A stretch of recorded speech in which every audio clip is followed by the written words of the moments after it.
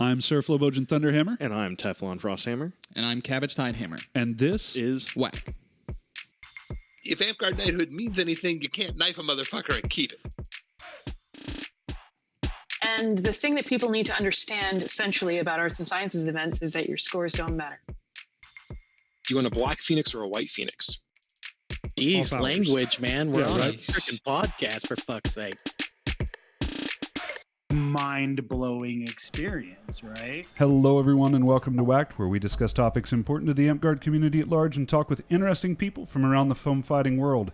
If you like what we do and you have not already done so, please click that subscribe button. It does help us bring you more content.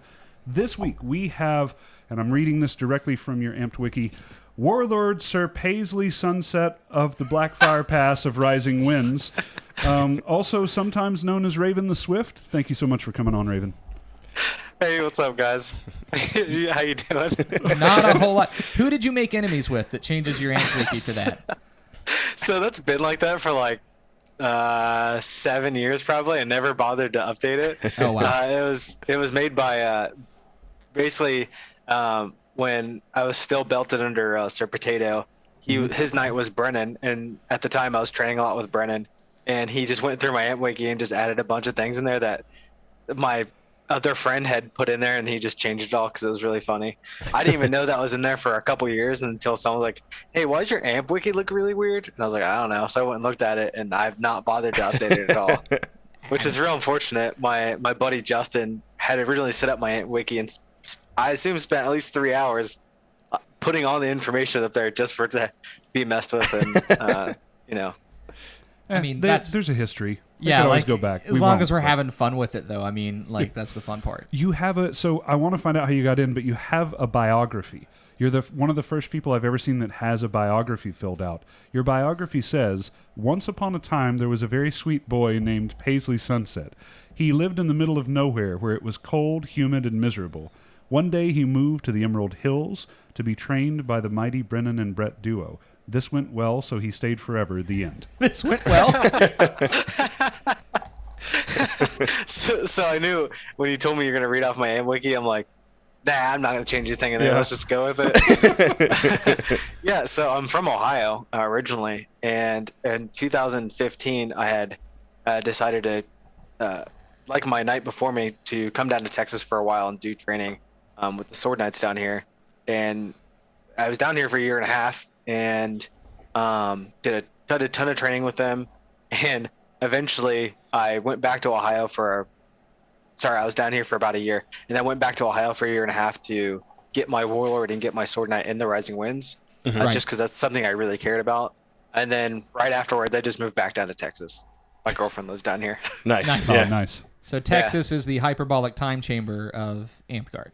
It is, Yeah. Like at the time, Asura was around, and it was like Potato and Brennan and Glenn, myself, Bino, and a bunch of other prominent fighters that we were fighting with at the time.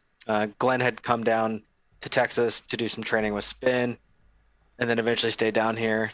And then Potato came down, and then I was like, this is around 2015 was a very weird time for me. Like, my dad had passed away in November, and then my grandfather passed away in March, and I was like, man, Ohio sucks. I'm going to down to Texas. So I just went down there for a year, quit my job, just moved down to Texas, started working at Warlord Sports. Oh, nice. Yeah. So, you are somewhat unique in the era of Amtgard that you grew up in that a lot of people know you because you kind of vlogged your experiences. Yeah. We have had a few people on that were very active on boards that are well known because of their posts on Facebook and stuff like that. But we haven't had many people that have taken your exact journey. So, what inspired you to start going towards Sword? And then follow-up question to that, what made you want to kind of vlog your experience with everybody? I hate that word, by the way. Wow. Yeah. It's fine. Yeah, I know what you mean. So I started playing the game when I was 12 years old. Obviously, I started in Ohio. And I went to Clan my first year. I think I turned 13, which was like just at the right age, you're allowed to like go do things. Yeah. So a few people from my park are like, "Hey, let's go to Clan," and we drove down to Clan, which was a hellacious road trip at the time. And at my first Clan, I remember seeing, I think I was a page or a man at arms at the time to a lord at our park, and I saw Sir Warblade on the ditch field, just killing people with a mace and an axe. And I was like, that's probably the coolest thing I've ever seen in my life at the time. And I was like, I definitely want to be a sword knight. That sounds fucking sweet. Yep. And from there, I really just, I guess, had a lot of conviction that I would become a warlord and a sword knight. And that became my primary focus in the game.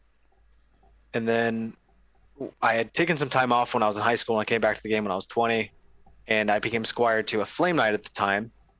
And that was pretty great. And I met Potato when I was like 21. I started training with Potato and realized I still really wanted to be a flame or a sword knight and a warlord, even though I'd been doing some flame training at the time. I was like, I had like 7 roses and 7 smiths. But I was like, no, I still really want to be a warlord. So I became Potato Squire, and the rest is history after that, basically. I just worked really hard and did my warlord thing. Yeah. Warblade's actually the first sword knight that I think I saw too, but it was in Rising Winds in a Winter War. I don't remember which one, but yeah, it's really, really weird, and that was literally the exact moment where I was like, I'm going to be a warlord. I've experienced some things where like people are like, well, how did you know you're going to be a warlord? I don't mean to sound like weird and cliche about that, and I literally just said because I wanted to. Yeah. I mean, at the end of the day, that's a perfectly fine reason. Yeah. But I didn't really have any question that I was going to not do it because I just knew I would. Part of that was when I came back to the game when I was 20, there were some other people in our kingdom that were already really progressed into getting their 7th, 8th, and 9ths. And it was a pretty competitive environment at the time. I just worked harder than everybody else, basically. Pretty much it. yeah. Yeah. As far as wanting to document those things and like do kind of like a vlog on my way to warlord.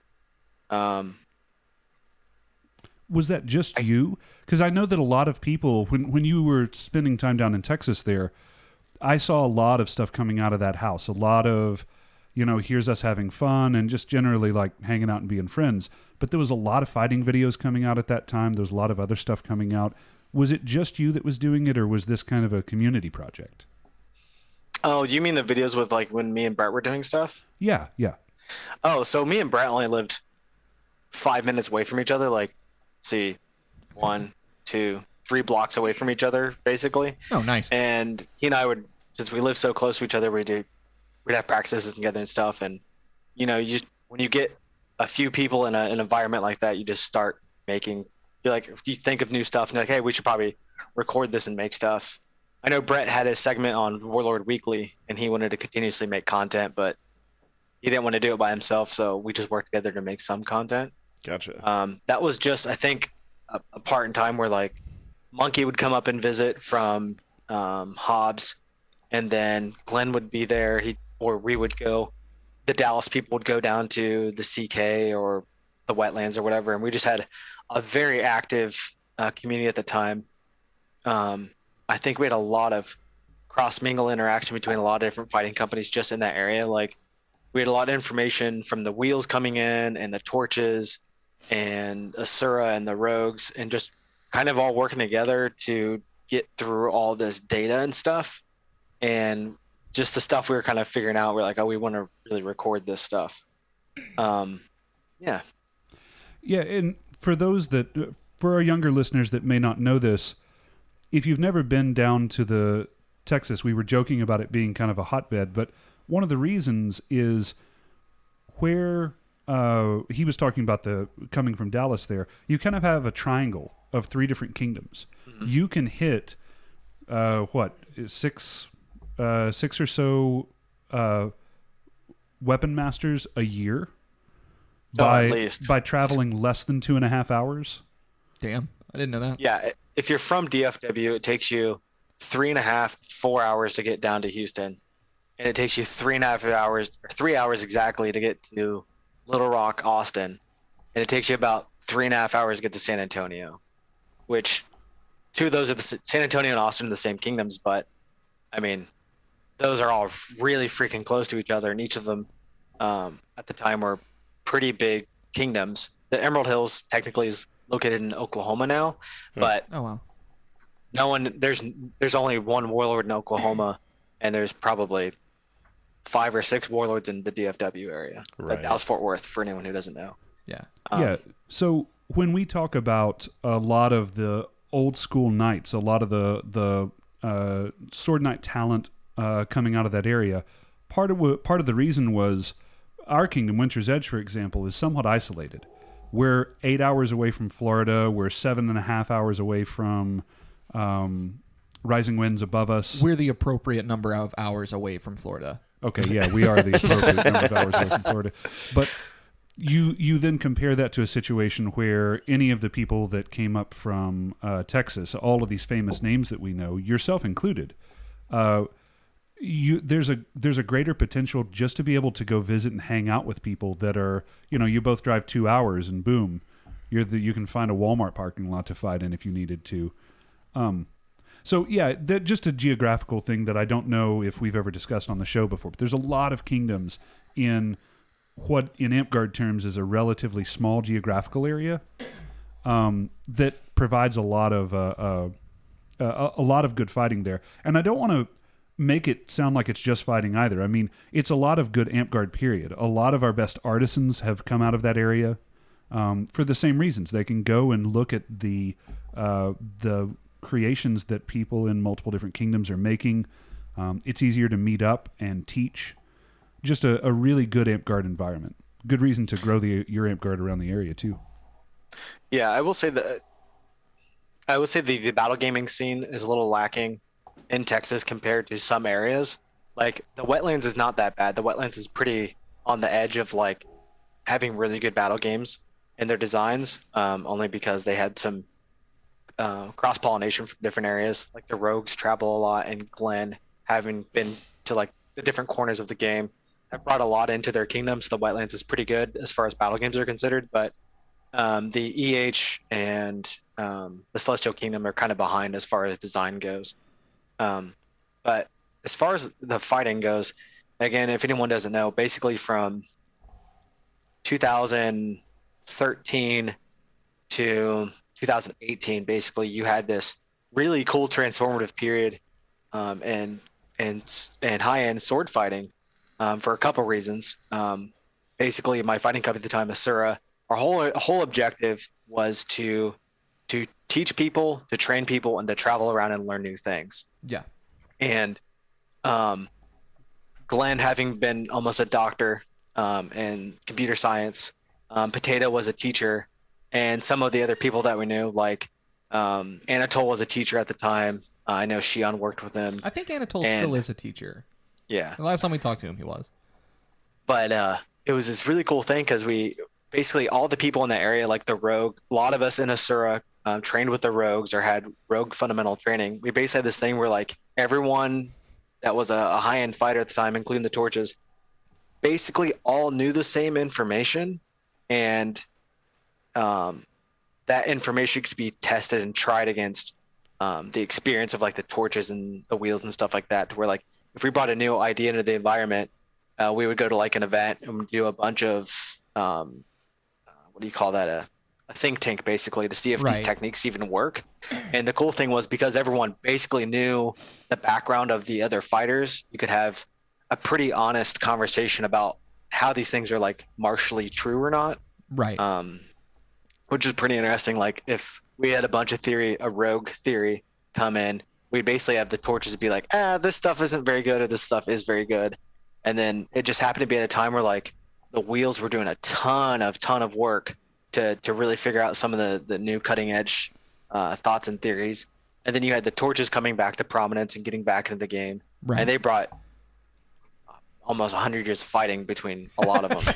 That's a fun way of saying they're old. It's a lot of fighting. Just Harry And, alone brought almost 100 years of worth of fighting experience. But they had all this experience and stuff to see if these techniques really worked. And the amount of gains the fighting community made, even not at the top end, because this information was being disseminated down the ranks of like, this is how people are fighting now. So the less skilled or younger fighters are starting to learn this information. You mean this huge explosion in skill in the game. Yeah. That if we didn't record a lot of it, and really we still haven't recorded as much as we possibly could, then that information would get lost to the new generation of fighting. Luckily that we had a lot of young students around who wanted to learn all this stuff, and it was just a pretty incredible time in fighting. It was great. So you mentioned using, or rather having the rogues and the wheel and the torches work as this kind of anvil that you try new fighting techniques against to find out if they're valid or not. What makes a group like that possible? Is it just that you all have the same interests, or do you have a special way of communicating? Like, what makes that something that works? So in Asura, basically, in order to get in the fighting cup at the time, you had to want to be better at fighting. And we had 4 or 5 warlords and sword knights at the time that like we could basically take this objective look at fighting and basically want to crunch all the data together, basically, which was really fun. That was basically the brainchild of Potato and Brennan and Glenn and Brett, because we just really wanted to go through that information. We all love fighting. And we're like, hey, let's go through this stuff. And then we had enough skilled fighters that weren't quite warlords yet that we could teach this stuff to and see if they could implement it, and then they could be better at fighting. And a lot of those guys became warlords or are going to be warlords. Yeah, it was just we basically said, hey, this is our healthy environment. Don't bring any drama, or try not to. Right. We don't do politics. We don't do this stuff. We just do fighting. And basically, if you didn't fight, you couldn't get in the fighting company. And we just had a bunch of people from different areas who wanted to do fighting stuff. That's sick. Okay. So one of the things that was really interesting to me about this time is Amtgard's always had a culture of fight sharing. There was always this idea. I mean, going back to some of the early big groups like Claw Legion and things like that, you always had a group or a couple of different fighting companies around that really dominated the fighting scene. But a lot of that grew out of a person that happened to be really, really good that then trained a lot of people. Spin got into the game. And people, the people that came out the other end of his training, people all called Spin Zombies. They all wore the shades and dressed very, very similar. And they had, you had a lot of people. We've talked about this on the show before, but when you train with someone long enough, right, you're going to be throwing off the same axes. If you have a similar build, this can cause a lot of problems when you're trying to train against one another. If you and I are trying to throw the exact same shots, There's a TikTok video of Flo and I fighting where we throw the exact same sequence of shots. Yeah, we do. Yeah. So Spin had started moving on. At this point, I believe he was either starting to play or had been playing SCA. Leaf wasn't around as much anymore. Either a lot of the names that had been big iconic names in the game for a very long time, the top end fighters, were getting older and starting to do other things in life. And what replaced it was what you've been talking about here. It was groups of people. It was no longer the media that was being put out was not, hey, I'm this person and I'm going to go and show you this thing. The media that was being put out was, hey, I'm Potato and I'm going to show you my method of controlling range and reading shots. Yeah. But then I'm going to have all of these different guests that I'm doing this with, week to week. I'm going to be working with this other person. By the way, you should go watch their videos too, because they're fighting Anatole in this one, who comes from a different park and is bringing in a completely different set. I think that it did. I don't think that it gets enough credit for pushing fighting forward in Amtgard as a whole, as it should. I actually think that people look down on it. What I've heard from Clan was not the takeaway recently, especially with some of the belting talk, wasn't look at this amazing thing that this group of people were able to do. Look at how well they were able to take up our fighting. It's that, oh, look at these people. You have to travel to become a warlord. It's like they were only focusing on the really negative parts of what all of you were doing just to have fun and to get better because you wanted to be better at fighting. So it's been really cool listening to the other side of that, hearing someone that was in that in deep with the people that were actually doing this training. And of course, once you hear the other side of the story, it's really just, no, man, we wanted to get better at fighting and we were having fun doing what we were doing. Yeah, I don't want to say those people aren't wrong, because I think they are partially true in that, like, we were really pushing an edge of fighting that was like not sustainable for a normal person. Like totally seriously. And although I do think that those people, anyone who's going to see the negative in everything will only ever see that, right? And I know personally, I've said that people should go travel and go to other kingdoms and stuff like that to warlord. But I didn't mean like you have to travel across the country. Well, most people are like, well, you just want us to be like you and do these things. And it's like, no, like most of the people that were doing that stuff are pretty objective and like what is a reasonable expectation for somebody. Mm-hmm. Some people's, standards a little bit higher than others. But like when I tell people to like go travel, I mean like go to other parks. Like don't go to just your park. Go to like the park next door and go to their weapon master because you don't know how they fight. Or maybe they fight slightly differently or something like that. Glenn said it best when he was on. Don't be the biggest fish in the smallest pond. Yeah. That's the whole goal. The goal of traveling is not just the travel. It's to expose yourself to what other people are doing and see how well you do against it. Yeah, I've said that recently in some video that I put out. But it was basically like, when you're trying to get good at fighting, like you can't be emotionally attached to your success and your loss, because it's not like, that's not necessarily what the truth of the situation is. I like to say, like, just because you're really good at your park doesn't mean you're actually good at fighting. Yeah. Like you can tell that you're good at fighting when like you can use your processes against other people and it becomes successful. And then you can test your processes against different groups and different environments to see, what your martial truth is, so to say. And everyone fights differently. So I do think like a lot of us were traveling probably 8 hours to like another kingdom, which seems to be the average. Yeah, I definitely tell people to do that when they're trying to get their masterhood. And I think people see that as a negative thing. Like I shouldn't have to travel that much to get my masterhood. And I don't usually mean that like that's what they need to do to be a warlord. I usually mean that's what they need to do to be a master at their thing that they're doing. Yeah. I kind of separate that in my mind of like, yeah, you can be a warlord at this thing and win 4 kingdom tournaments at your kingdom, but like that doesn't inherently make you a master at fighting. Yeah, I generally take a pretty conservative approach nowadays to like not having super high standards for other people. And I try to tell people, have your own standards for what you want to do at fighting. Mm-hmm. But yeah.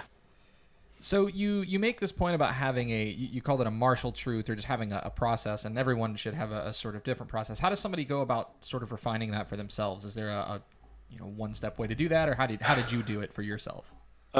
So a lot of people will go, I'm a first order of the warrior, I want to go to warlord. And I go from here to there. So most people go, well, I got to win kingdom tournaments and do whatever. So they'll go to a kingdom tournament, they'll get like 6th place or whatever, which doesn't get them an award, right? And they're like, well, I can't get any awards because I can't get any awards at the kingdom level tournament.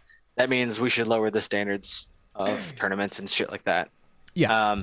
And usually what I mean by like how to get from here to here is like all the little steps in between there to eventually get to here. And when people talk about, generally when people are like, I want to be better at fighting, but I can't get any awards for this thing.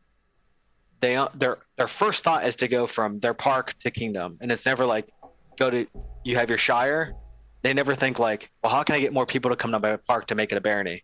And how can I get more people to come to the park to make it a duchy? Right. And then with those things systematically, within our game, you get higher orders of awards, and those become harder to get because they're harder orders of the warrior to get, right? Like getting a first order of the warrior is significantly easier than, getting 3 kills in a row is easier than getting like 17 or 18 to get your 7th order of the warrior or something like that. To refine your process, obviously you're testing it, but you need more people to test it against, and that's either traveling or improving your park, one of the two. And I'd like to tell people to work on your park, make your park successful, and use that as your basis to improve your skills and stuff like that. I mean, if you have a bigger park, then it's more likely people are going to travel to your park as well. So, like, For sure. it does 2 things for you. Yeah. I mean, even like I just had this thought of like, because you're absolutely right. People think of progress in this, especially with warrior being, one order to the next. But it can be stuff that's incremental. So like, I'm at my 4th.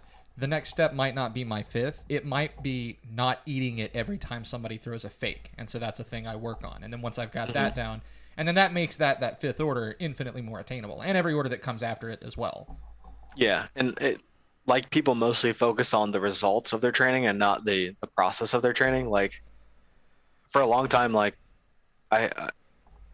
like you said, not winning a tournament and winning a tournament is usually the difference of just a little bit. Right. And if you can notice the little improvements in your fighting, you're like, eventually I'm going to get there. And you just keep working on it a little bit and a little bit and a little bit. And eventually you're getting wins and getting wins. Like I got 9 second places in a row.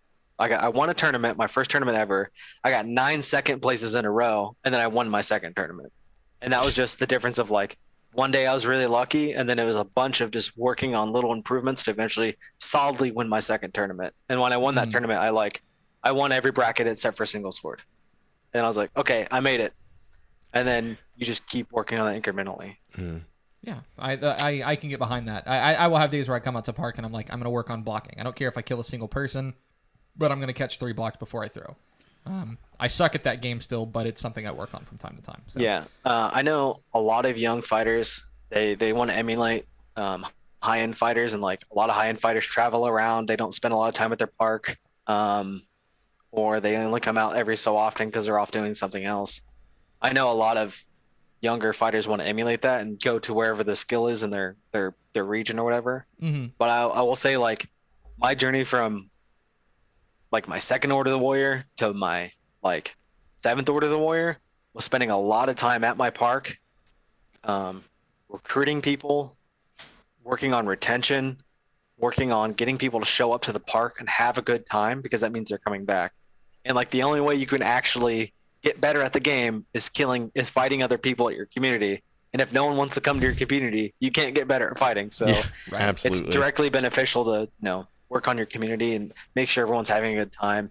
Well, and more importantly, to do that. More importantly, too, for all of those people who are complaining about having to travel, it's probably because your local community isn't very large. You have to go somewhere where there's more of a diversity of people. So if you just grow your local community, maybe you don't have to travel nearly as much.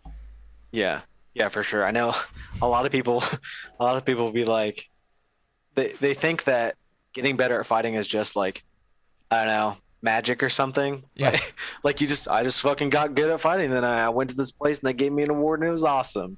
But it's a lot more micromanaging other stuff like that. Like, yeah, I don't think anybody gets there in the silo that is a shire and never leaving it. Like, I don't think people get there. Yeah, it would be like impossible. I think the best time in fighting we had in Ohio, between Columbus and Springfield, they're about 40 minutes apart from each other.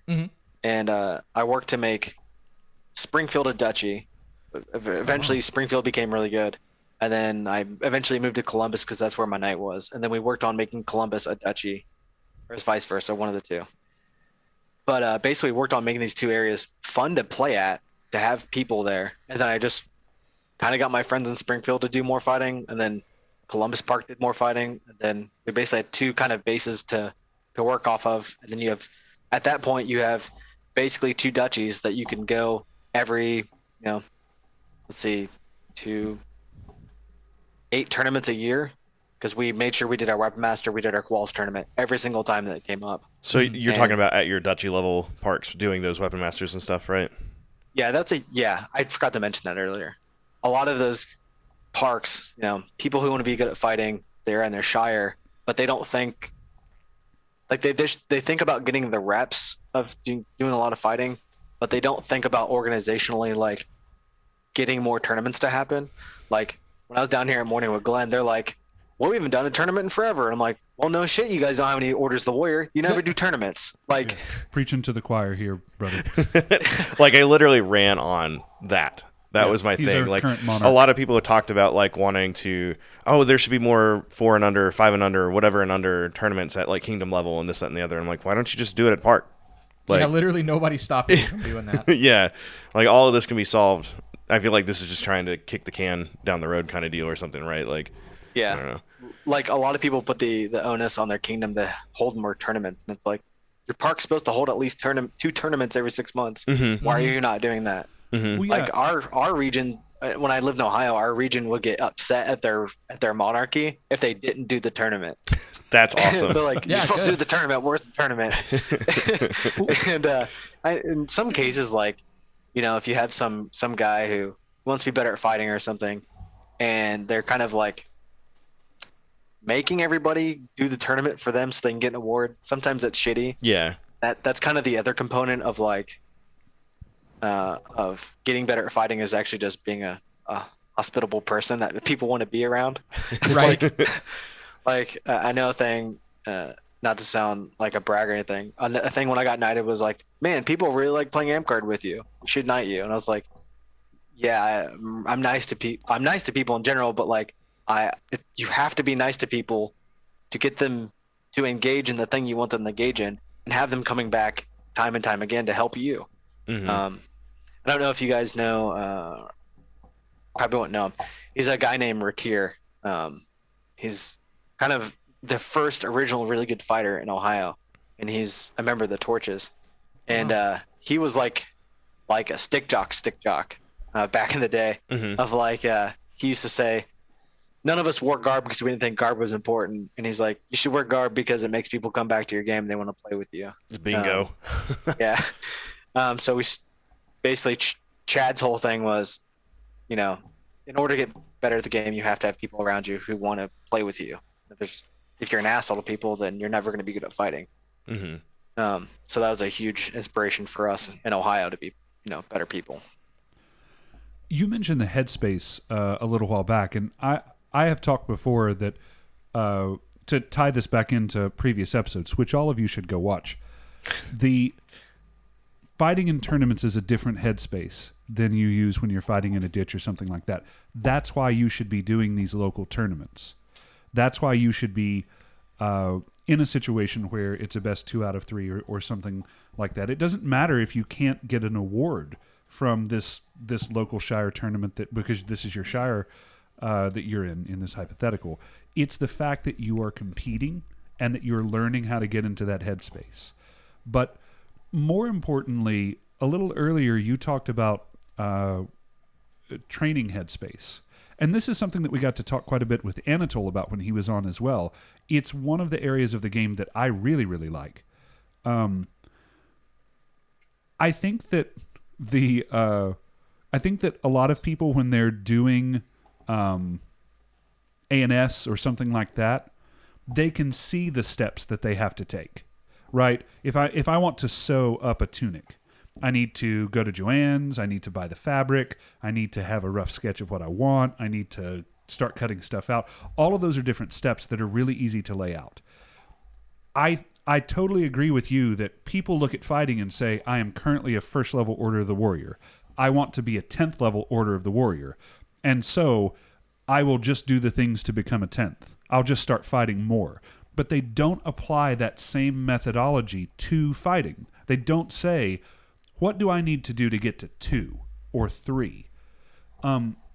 Walk me through what, young Paisley Sunsetter, or whatever your name was. Sunsetter. Yeah. Somebody put that in the wiki. Go Yeah, ahead. right. Walk me through what Raven learned from some of the more experienced fighters about how to take this more incremental steps. So definitely just touch on some things about processes. a lot of people, they see success, they don't see the steps that win in success. And part of that is cross training for foam fighting. I don't know. I've read more books that had to do with other forms of fighting, and I think we have one fighting book for Amtgard, two maybe, but neither of those were as impactful as other books, stuff like that. And part of that is just doing cross training. One of those books is called The Art of Learning by Josh Waitzkin. Uh-huh. He's the guy who Becoming Bobby Fischer is based on. That's the book I read. He's a world championship chess player. He's a world champion Tai Chi Chuan push hands champion. And he's working on doing judo and jiu-jitsu. He's a really smart guy. And in the book, he talks about the difference between incremental and iterative and how you think about things. Iterative people think about if I succeed at something, that means I'm successful. And if I fail at something, I'm a failure. It's black and white. And incremental people go, okay, I did something. Did I learn from that? Yes. Okay, I'm getting better from it. They basically measure their progress versus measuring the results, which is super important. As far as getting better at doing tournaments and what your thought process goes into,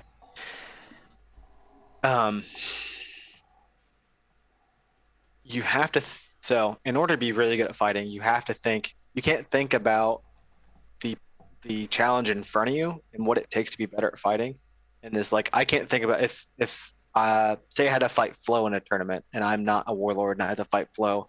Sucker. Most people go, how do I get better at killing Flo? Right?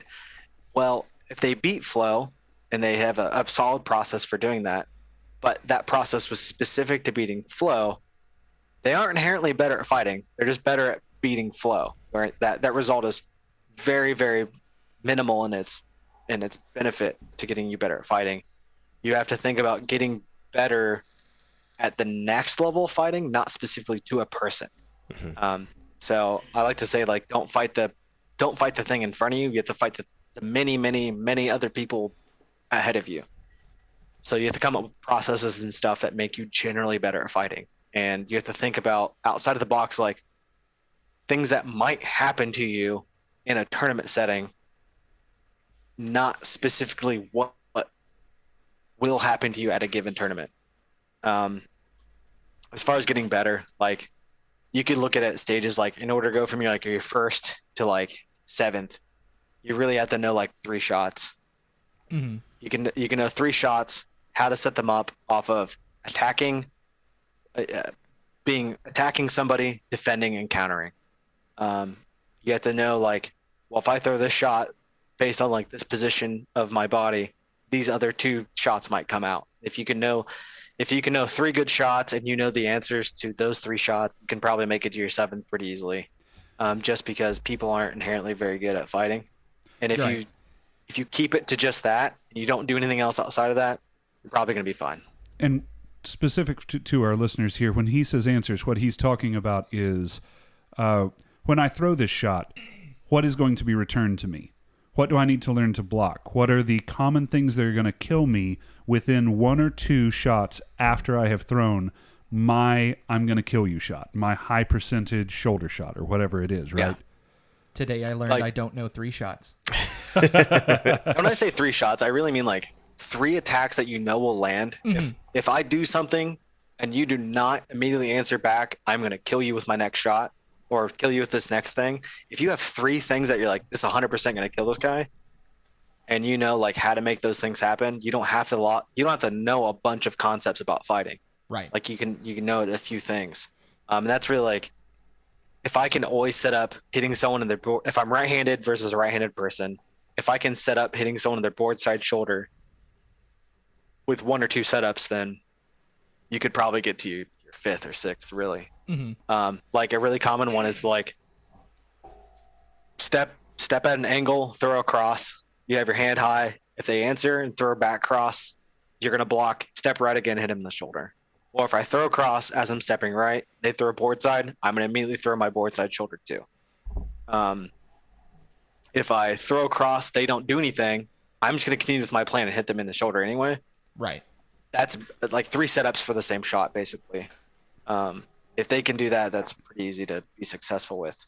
the issue becomes like most people who get to Warlord,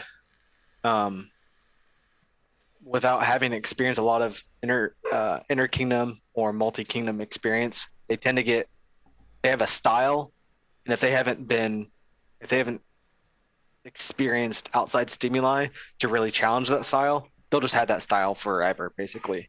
And something will happen to where like they encounter somebody who knows what their style is, or that opponent's style doesn't really make sense to them. Mhm. Like they don't have the ability to process those things, and they're just going to do really poorly. And they're like, I don't know what's wrong.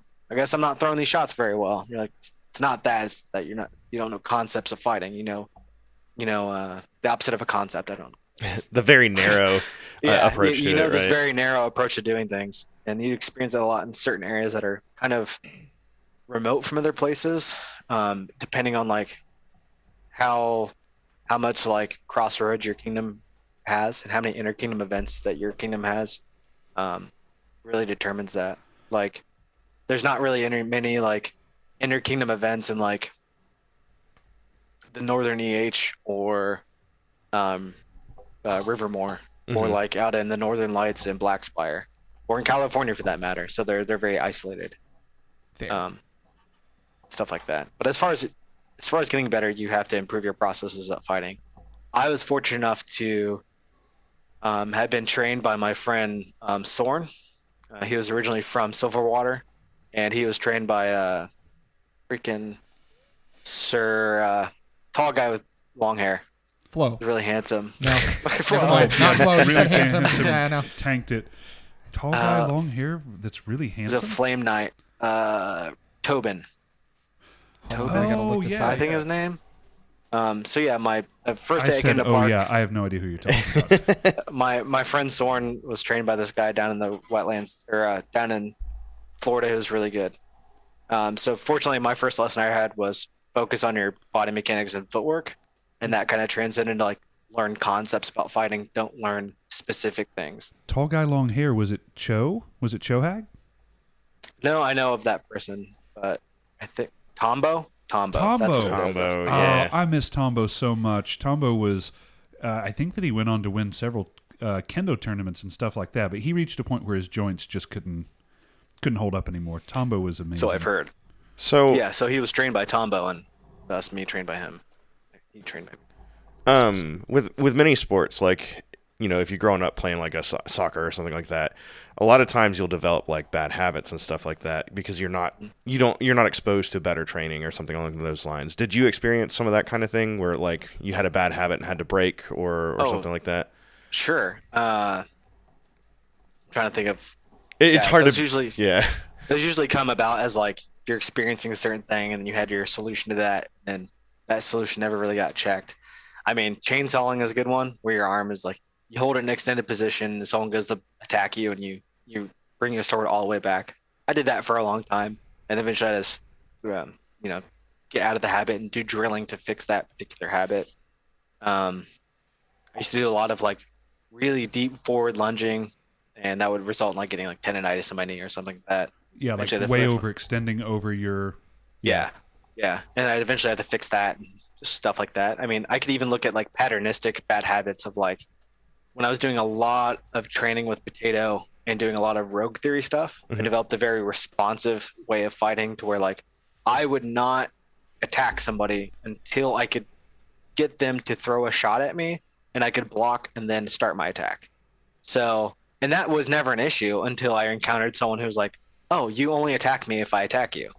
And as my first SKBC I ever went to, and I was sparring with Brett, I did my one-on-ones, and I was like, hey, just tell me what I'm doing wrong or do whatever. So halfway through a thing, I would, throw a bunch of jabs at him to try to get him to do something. And no matter what, like if I did this like movement or fake or whatever to try to open his guard, no matter what, I'd always start it by hitting him with a jab, and he wouldn't attack me. And I was like, I don't know what to do because you won't attack me and I can't advance my attack plan. Because in your head, you're like, that's really dangerous to attack somebody without them like extending to do something, right?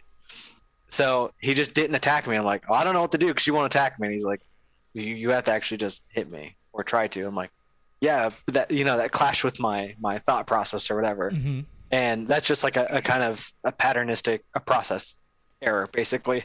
That was a huge one, actually. And I still kind of do that sometimes, where I'm like, I don't really like attacking people until they attack me, because I know the patterns of return much better than they do, so I just don't like doing it. Mm-hmm. It's dangerous to attack people. Things to fuck with Raven over the next time we fight. I got it though.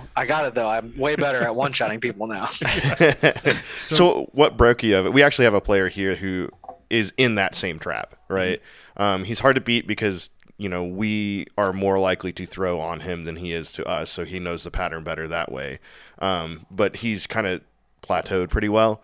Did you try to learn leads or things like that, or what was your process to get out of that habit, I guess? Your knight actually had a whole leads contest at one point, I remember. Yeah, that was the Tato Dojo lead exchange, which was really fun. That was just a what do you call that?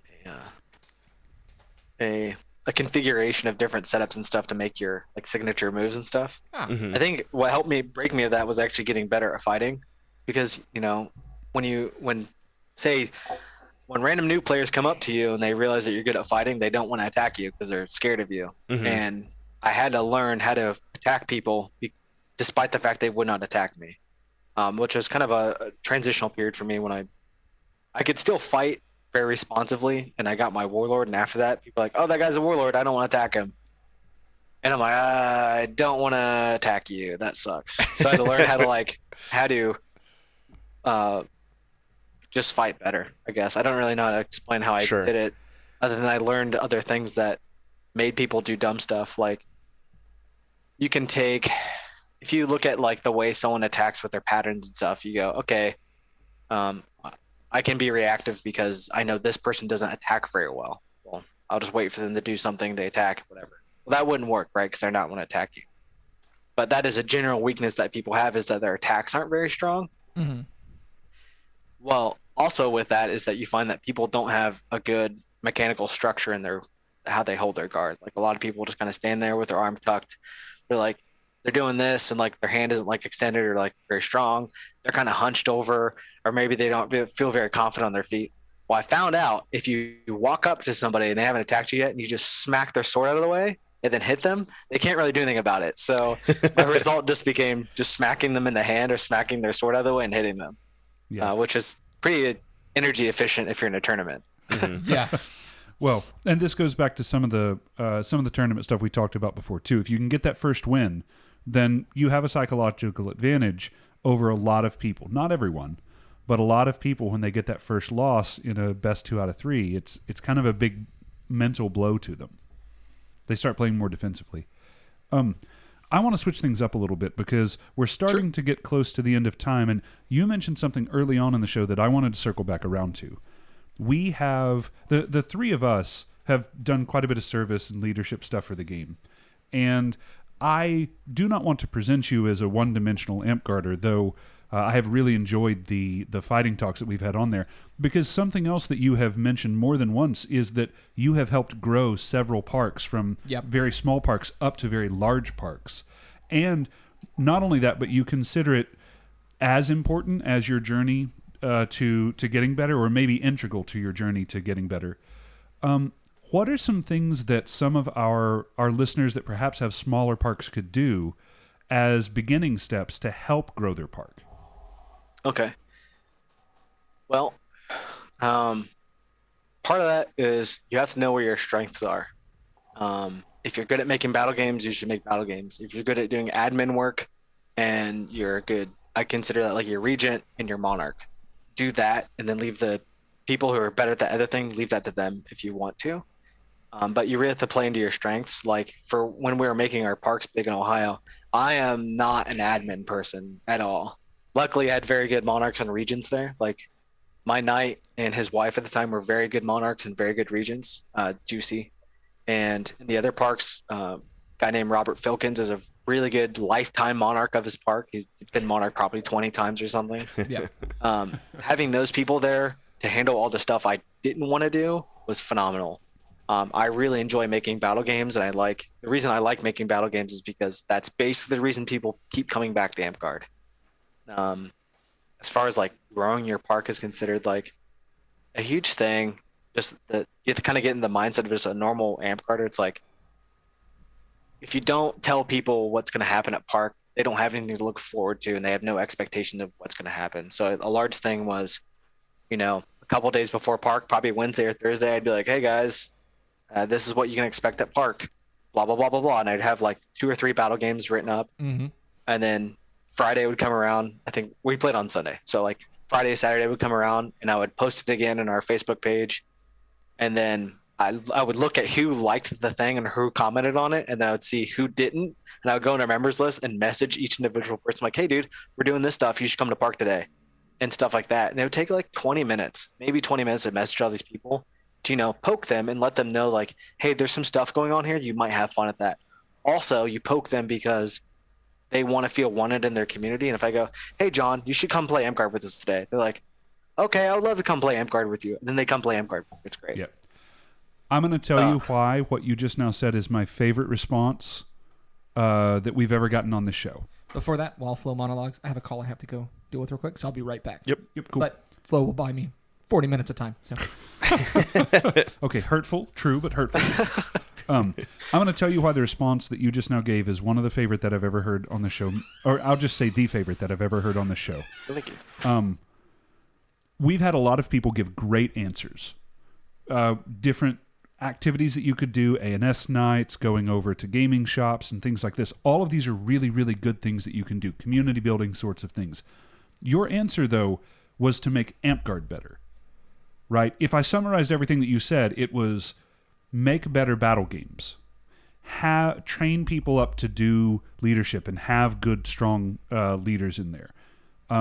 Reach out to people, which we've talked about multiple times on this show, that maybe don't feel like they're being engaged for whatever reason, and engage them. Take that extra step. And while you were doing this on your own, this could have been a group of people too that were reaching out. It could have been the monarchy. It doesn't just have to be one person. You can spread this out and say, hey, I noticed that John Amtgarder at my park didn't reach. I reached out to him last time. Teflon, why don't you reach out to him this time and just say hey or something like that? It is the root that makes everything else work, is just making Amtgard better. All of the other activities add on to that. And I think that you put that more succinctly than any other guest that we've ever had. Oh, thank you. Another thing is, how to make your park better is like, I see a lot of people, I just put a TikTok out of this, actually, I need to upload it, is people come to park and they waste time. And if you're a busy person or you're a very active person, that's probably going to make you really mad, because I hate when people waste, like if we all agree we're going to go to do this thing for 3 hours and then people are just kind of like messing around, not doing nothing, I kind of get aggravated at that because I'm like, I got a lot of crap to do. Mm-hmm. But I tell people I'll show up to park. If it's really important, you should show up on time. I'm a habitual show up late person, but if I'm like really trying to get like our people there, I usually am the first person to show up, maybe 10, 15 minutes early. That way I make sure that I'm at least there. So if the flaky people show up and there's no one there, if there's someone there, they will stay. If there's no one there, they kind of leave sometimes. Mm-hmm. I try to make sure I'm the first person there, or, someone of my friends group is going to be there for those people. And another thing is just staying busy. Like I hate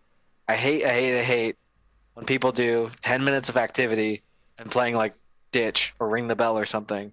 And they're like, all right, guys, 30 minutes, let's go get water. And I'm like, it's been 10 minutes. You don't even need water. Your throat's dry. Get a sip and just come back to the game. I hate it when people stop battle gaming.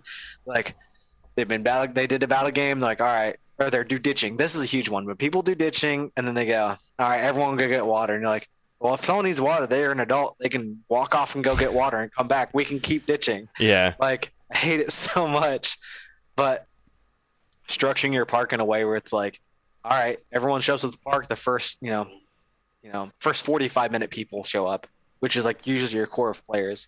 I usually do a really simple battle game It's a ditch style game, which means no armor. In my head, that's no armor, no classes. Yeah. And I like doing like ring the bell with a modification, ditching, kill your killer, weapon scramble, anything like that. And then the first hour of park, we do a battle game. We get done doing our battle game, let people get water, we start ditching again. When people have done ditching and people want to play battle games again, we play another battle game. That battle game gets over, I keep ditching. And just keeping the non-activity to a minimum. Just because you want those players to have a good time at your park. Mhm. Like, I don't think talking about politics is fun at park. I don't think playing Magic the Gathering is fun at park. I love playing Magic the Gathering. I just don't like doing it at park. Yeah, absolutely. And like, just keeping people active, keeping their mind on Amp Card is a big one too. Like if half of your park day was playing one battle game, ditching, and talking about politics, and someone's subconscious, they're like, wow, I spent a fair amount of my time today talking about politics. That wasn't very fun. Then they associate not having fun with Amp Card and they stop coming back. I think that's actually a little bit what we struggle with at the moment in our structure of playing games and stuff, is that we do, like you said, the ditch thing. We sadly do the, all right, everybody go get water thing, because I get annoyed by that as well sometimes. And then we do like a battle game, and then that's it. Yeah. So I'm not gonna lie, I like to do a lot of social engineering stuff. Like, it's gonna sound really like sociopathic. If I have someone there who's like the park champion, but he's not very like, they are not very like, I don't know. They don't have a very big ego. They don't feel like too good about themselves. They're like, all right, let's take 30 minutes to get water. I'll literally just yell over them like, hey, how about no? Let's keep ditching. And they go, and then everyone keeps ditching. yeah. Just because I'm like, That's not a glassy-eyed psychopath, Raven. Come up to Tennessee. We'll introduce you to some glassy-eyed psychopaths up here. yeah, it sounds weird, but I'm like, I'd rather just do the thing that I think people are gonna have fun with. Like, not playing Amp Card doesn't really service anybody. Right. Yeah. I guess. Yeah.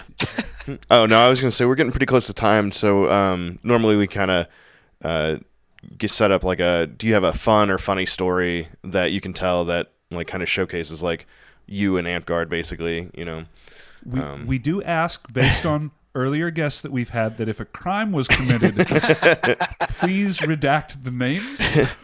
Or if statute of limitations are up, maybe that's fine. So I promise I don't have any illegal stories.